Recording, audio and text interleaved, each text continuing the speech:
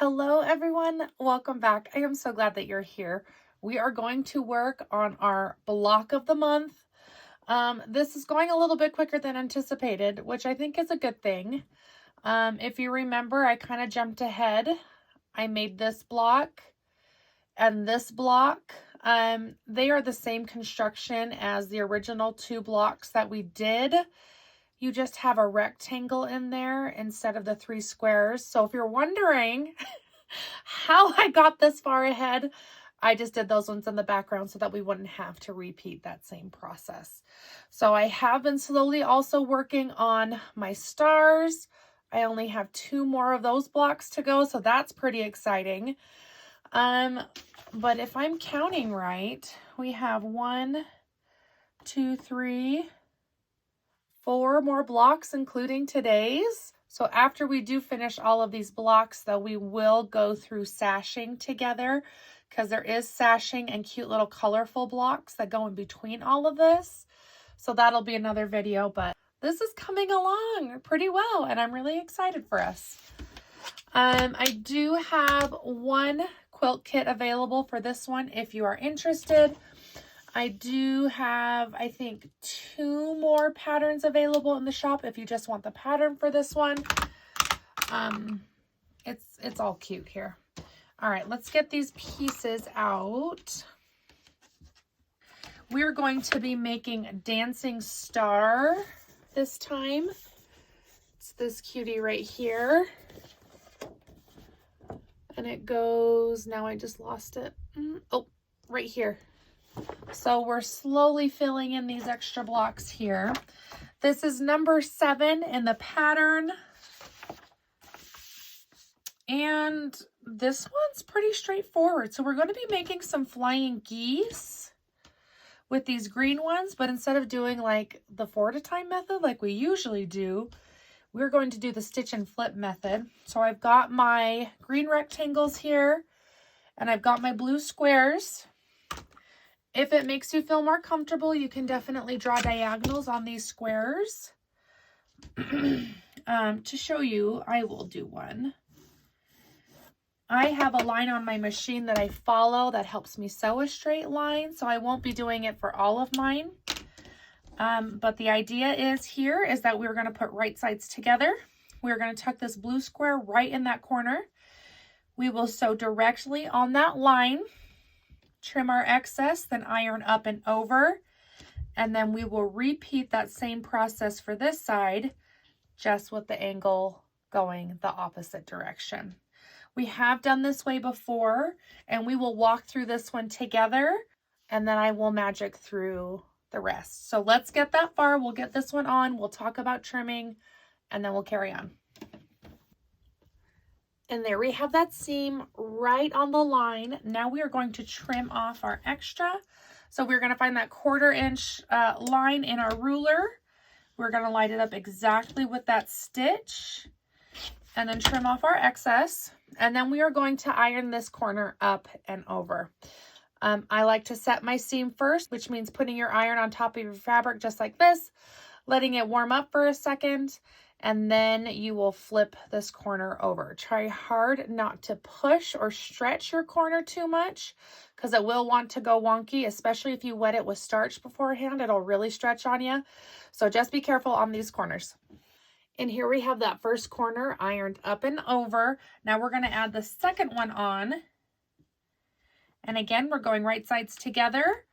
We're going to tuck this square right in that corner and make sure that the diagonal in our square is going from the middle to that bottom corner, which will be the opposite from this one.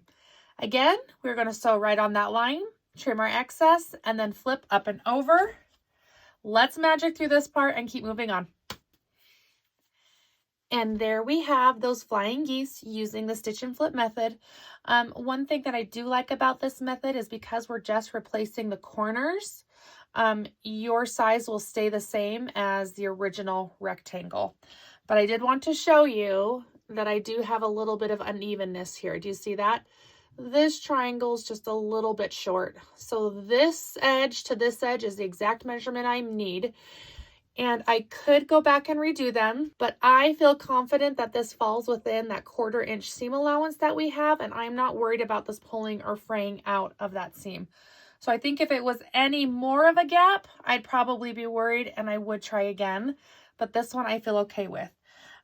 Just to show you that if your flying geese don't turn out perfectly, welcome to the club.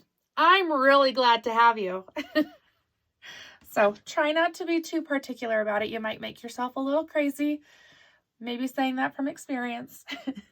Next up, we are going to put our rectangles onto the bottom of these flying geese. I have 4 strips here that are the same size as my geese, and we're just going to combine, giving us our 4 square units that are going to be the points of our cutie little star in here. So I love that it's just like a little touch of green back there.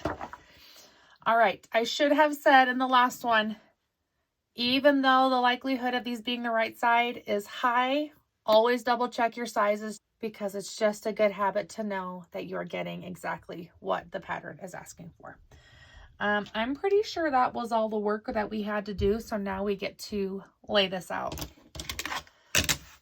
All right, let's clean up my mess because it always grows all the time. All right, let's start with these cutie points. Why do I do this to myself every time? I should know by now, but I don't. You're not going to see that one. I'm sorry.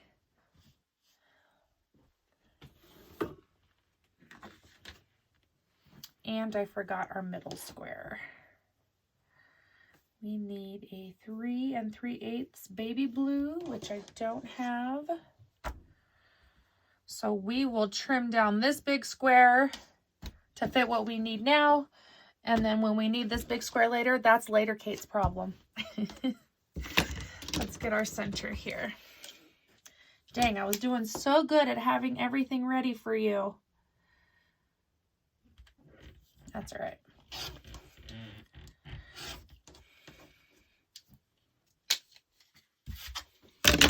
All right, off to the side, we have our top of the points, which you can't see. We're just gonna build this cutie star first, and then we'll add around it. So there we have that one.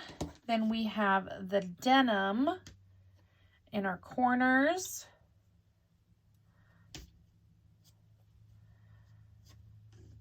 Then our white squares are on top of our points.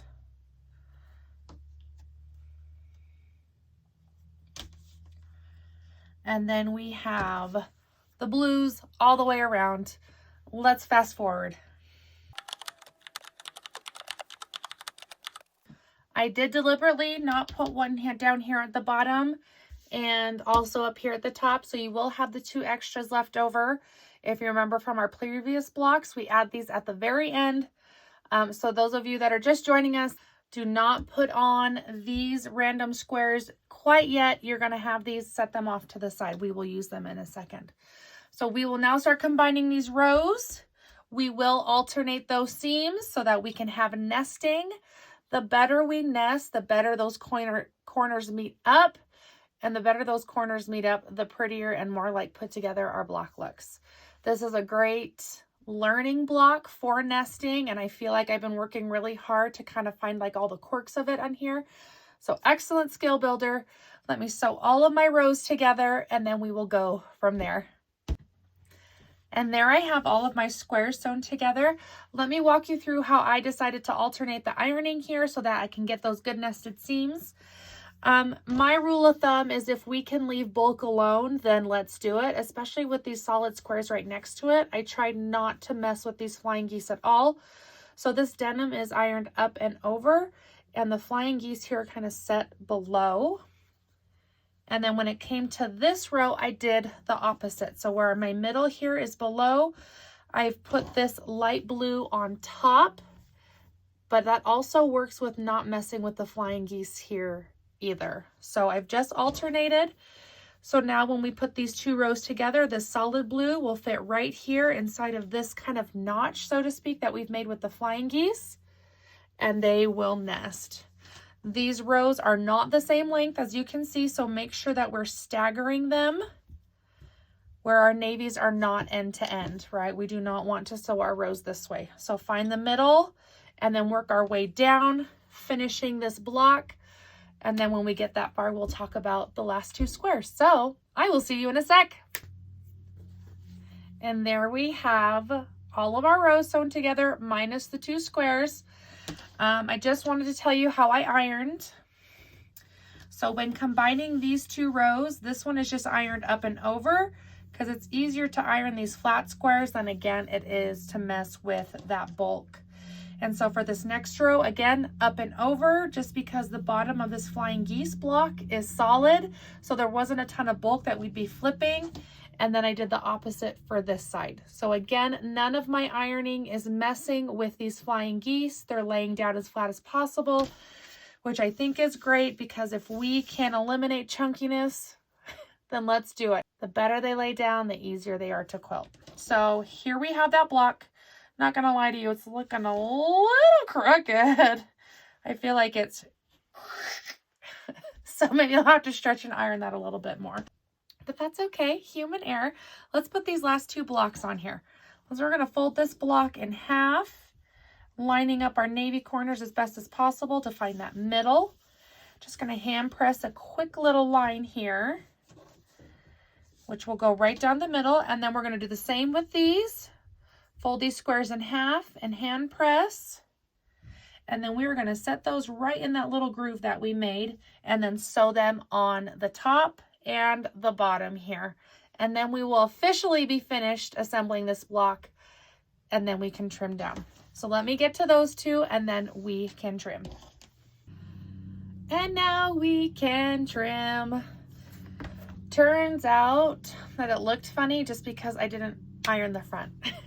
So I did all my rows, but I didn't come over once with the spray starch and like settle it all down, so to speak. So all is well. For the record, it wasn't even that crazy or askew to begin with, so don't judge me for leaving it lumpy. We are going to turn this diamond block now onto a square, and we are going to drop our 12.5-inch ruler right in the middle. This is definitely a project that it is worth getting a 12.5-inch ruler. So it just makes this process a lot easier. So if you're on the fence about getting one, just do it for this project. This is how we slowly accumulate random things, friends. Okay, so the goal of this ruler is to have the 1/4 inch under every point. And I think the more we do these, the better I get at these, because now I have all of them that are looking like I can have that 1/4 inch. So look at us doing new things and not totally sucking at it. Congrats, you guys. Now we're going to trim all the way around. Rude.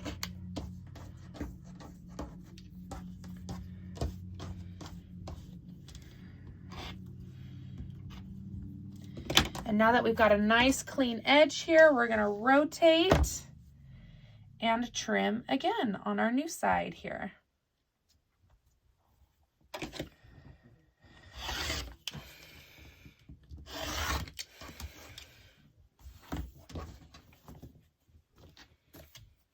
That spot where it got stuck went crooked too. There we go. That's better. Now you can watch me trying to struggle and get all these triangles into the trash. I still dropped some. But here we have this cute block. This is number 7 in the pattern, and it is called the Dancing Star. Pretty cute. This alpine green in here has become one of my favorite greens, and we're going to be using it again with this solid white. I don't know if it'll be next video, but it is coming up soon. They just look so good together. Do you want a sneak peek? Let's put this on the board first and then I'll show you. All right, where does this one go? Tell me what I'm doing, cover. Oh, right here.